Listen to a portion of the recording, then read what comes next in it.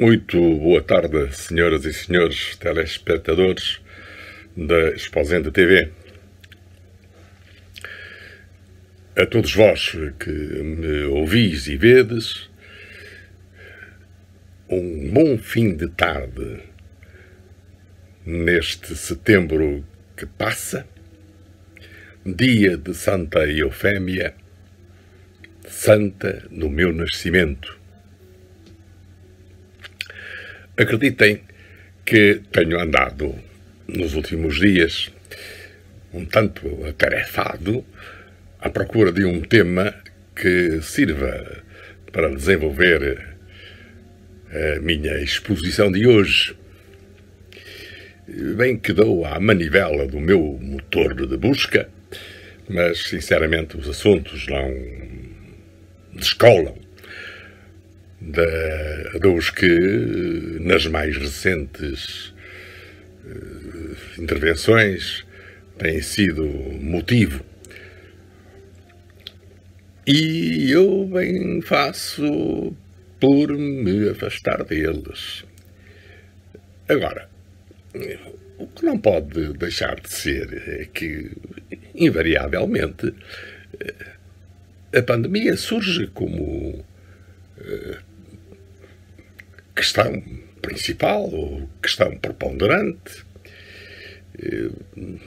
dos sustos que esta maleita causa e da persistência da sua presença entre nós, tirando-nos o sossego e colocando-nos num estado de permanente alerta.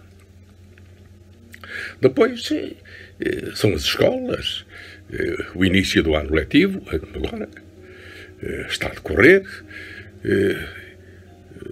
das competências que são atribuídas aos responsáveis pelos estabelecimentos de ensino, das exigências que lhes são impostas ou simplesmente aconselhadas, ainda que o reforço das ajudas e dos meios necessários para que se ultrapassem ou reduzam as dificuldades não sejam, por si só, abundantes ou suficientes.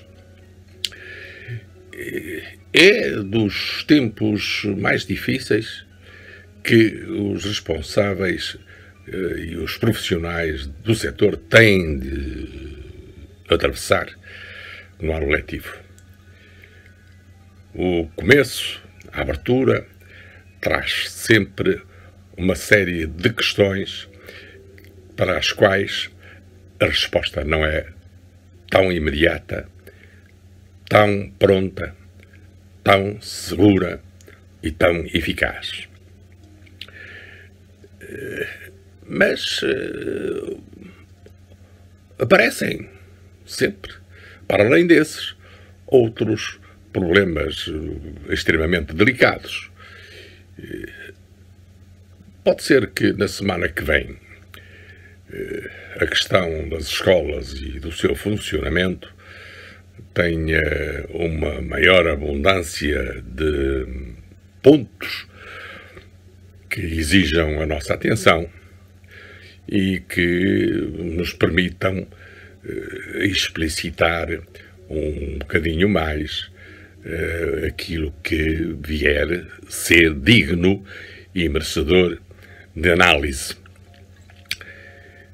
Desde já, diga-se, porém, que se ressalva, no momento, a circunstância de ter havido uma vontade explícita e determinada do Governo relativamente ao encerramento das escolas.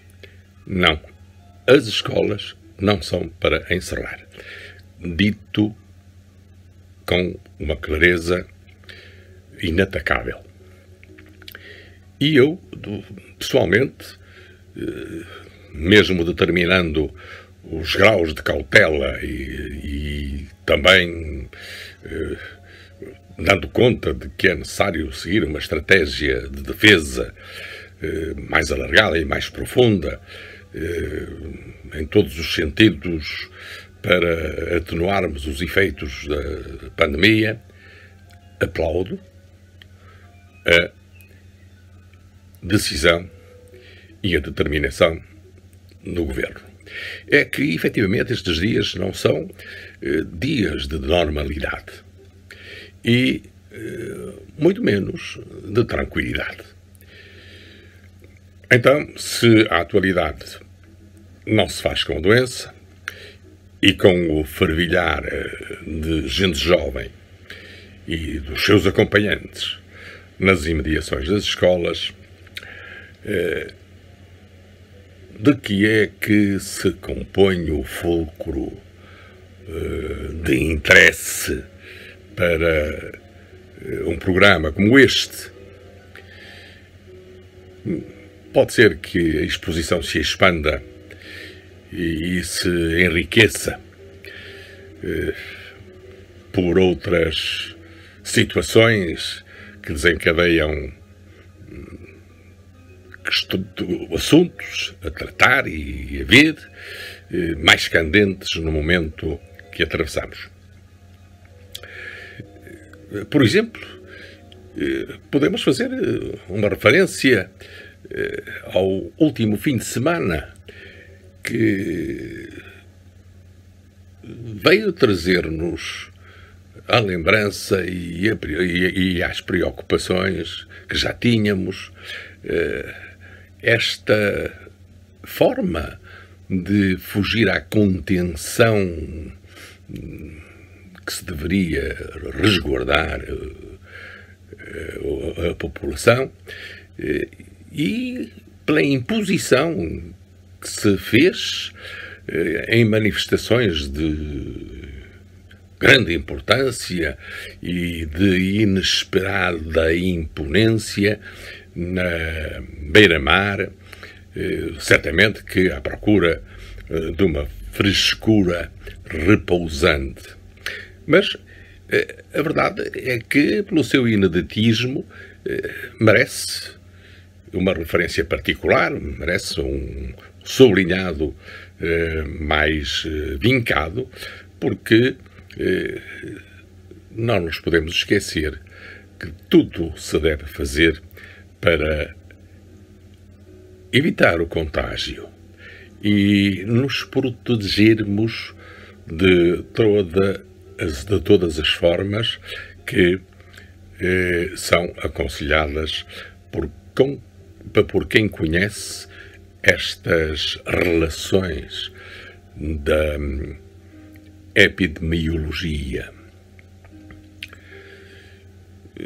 Também podemos hoje falar, por exemplo, na incoerência da nossa companhia de transportes, da TAP, e fazemos-lo apenas para reparar que, ao contrário daquilo que se afirmou, ainda não há assim tanto tempo, a Companhia de Transportes Aéreos Portugueses, e quero sublinhar a palavra portugueses, nada acrescentou de novo e com algum significado de vulto ao serviço que vinha sendo prestado à gente nortenha e àquele que se propunha fazer a referida Companhia de Transportes.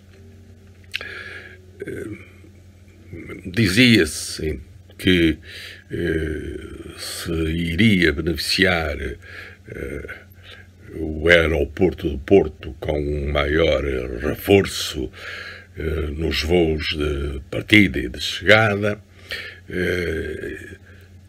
dando ao aeroporto Sá Carneiro uma movimentação que pode abarcar muitíssimo bem e à qual pode responder com eficácia, mas a verdade é que Se isso foi tomado como privilégio e como decisão soberana, nada aconteceu, por aquilo que se lê nos últimos jornais, que mereça destaque. Nem para o Porto, nem para o Algarve. E, embora por razões diferentes, um e outro não podem ser escamoteados no todo nacional e ver que todas as atenções se centram na cidade capital do país, que tem a maior cota-parte, de longe, relativamente aos serviços prestados pela TAP. Aqui, para nós, para a nossa zona, para a zona do Porto, aquilo que se faz nos próximos tempos e de uma forma semanal parece ser um voo para Cabo Verde e mais um conjuntozinho de voos internos sem muito significado. Ficará a grande parte para as companhias privadas, o que não deixa de ser interessante, porque conviria era que a tal companhia de bandeira pudesse dar resposta mais alargada às necessidades que o Porto tem. Acontece que se deixou esmaecer promessa que tinha sido feita para sossegar alguns espíritos regionalistas e para apagar algumas fogueiras ateadas em tempos de instabilidade e de irritação. Não aconteceu. Não aconteceu e parece-me que vamos nos contentando, ou vamos nos ter de contentar com esta quase sobremesa que representa muito pouco em termos de calorias que engrandeçam e revitalizem o tecido empresarial portuense.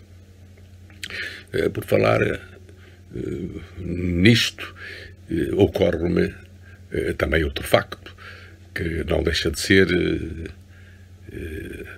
importante e interessante, como razão de análise, agora transformado em polémica política. É que alguém da nossa elite política, alguém com responsabilidades de topo,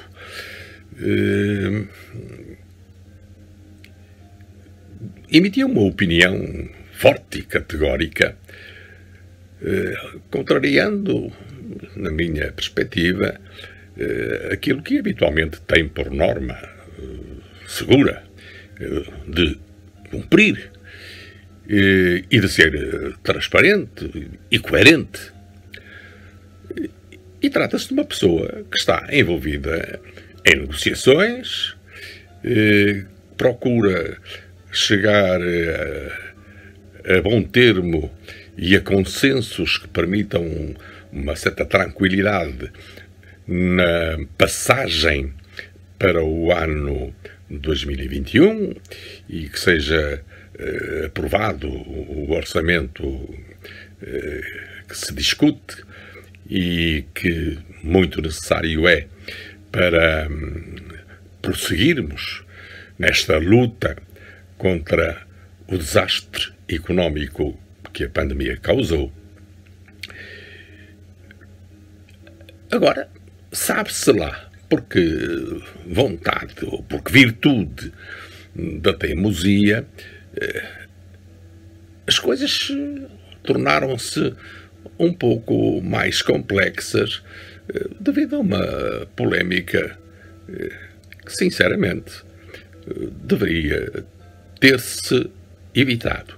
E poderia ter-se feito tudo para que não acontecesse. E deveria ter-se desenvolvido todos os esforços para que se não tivesse de arrumar mais uma contrariedade que pode pôr em jogo a coesão nacional. Aquilo que eu estou a dizer era referente à decisão que o nosso Primeiro-Ministro, o Dr. António Costa, tomou ao publicamente integrar a Comissão de Honra que apoia e patrocina uma candidatura à direção clubística de um clube muito importante no nosso país e que fervilha face às circunstâncias em que a eleição se vai desenvolver. Sem querer, tenho certeza absoluta que foi sem querer, o Dr. António Costa deixou-se envolver no label da suspeita com esta decisão.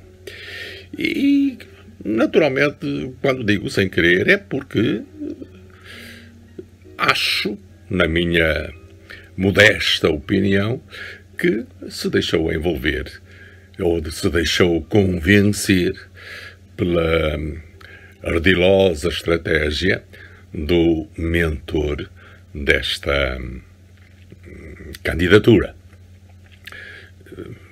Não será a primeira vez, e dizem-me que não é a primeira vez que o Dr. António Costa lá está, mas, não sendo a primeira vez, de certeza que o momento anterior é muito diferente, em termos de circunstancialismo, do momento que agora passa. É que integrar uma comissão de honra significa certificar a qualidade do conjunto que vai torcer pelo sucesso dos resultados nas eleições que se avizinham. E sendo uma circunstância diferente, acho que estas exigências que o país apresenta pelo seu nível incomum aconselhava a uma maior prudência e até que se considerasse exclusiva a dedicação ao país. É verdade que as coisas não são rigorosamente diferentes. Todos nós, temos o direito aos nossos estados de alma, às nossas emoções, às nossas preferências, aos momentos de distração, mas tudo deveríamos fazer para que os passatempos e as nossas devoções não fossem envolvidas por qualquer diáfano manto que se transformasse quem lá está num refém do enredo. Até porque o enredo, e desculpem-me esta repetição, este sublinhado mais forte, o enredo está cada vez mais enredado. E as situações em que se enreda são bem complicadas e não sei se poderei dizer nada transparentes. Ora, alguém foi capaz de contrariar a alma do Dr. António Costa. E a polémica está instalada. E acho também que, não sendo muito clara a posição do Primeiro-Ministro, a verdade é que também é bem escura a responsabilidade que perante o país assumiu. Não é absolutamente certo que as duas coisas, a posição do político e a posição do adepto, são diferenciáveis e são separáveis. A responsabilidade do Primeiro-Ministro é uma responsabilidade demasiadamente alta para confundir as duas situações. Parece-me, tanto quanto a mim, que aos outros políticos e àqueles que discutem a melhor forma de se atingirem finalidades de interesse nacional, a situação que se vive neste campo é um tanto estranha. Nos tempos em que aprendi algumas coisas para alicerçar a forma de exercer convenientemente a minha profissão, foi-me dito que, quando se faz uma introspeção, o facto de se fazer uma análise do próprio sujeito é um tanto prejudicada pelo facto de, nessa análise, o sujeito que a faz coincidir com o objeto analisado. E procurar-se o observador na senda de convir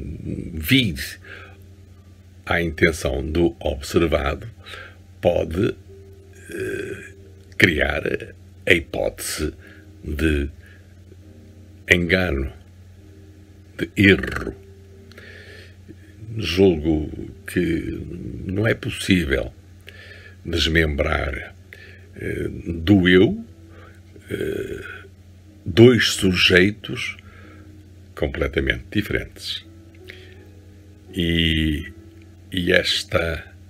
este desmembramento que aqui está em causa é algo que pode confundir quem de fora observa os dois casos. Não são rigorosamente diferentes. Uma posição é absolutamente dominante. A outra não é dominada. É mais um elemento sobre o qual se centrará a atenção de todos e que, com maior acuidade, será objeto de julgamento.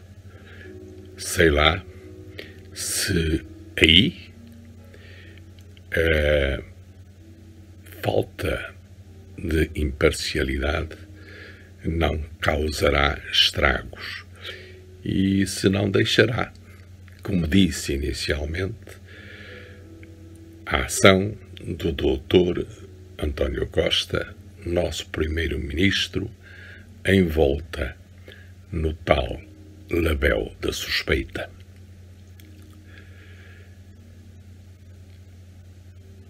Bom, agora que já temos algum tempo de programa, é bom, dizia, acabarmos aqui.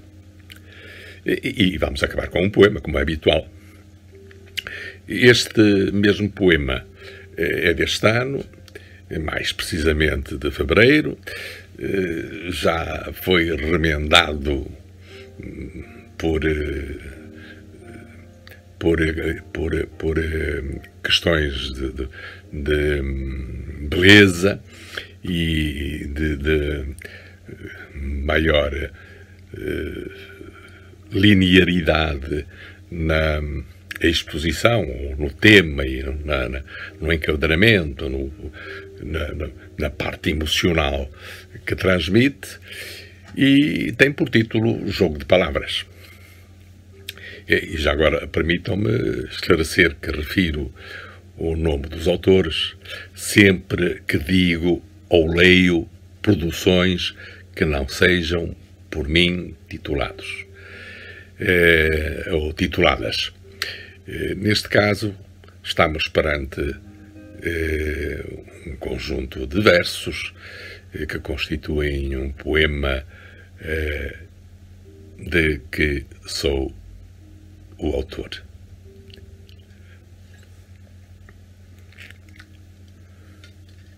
Jogo as palavras sem quadras certas.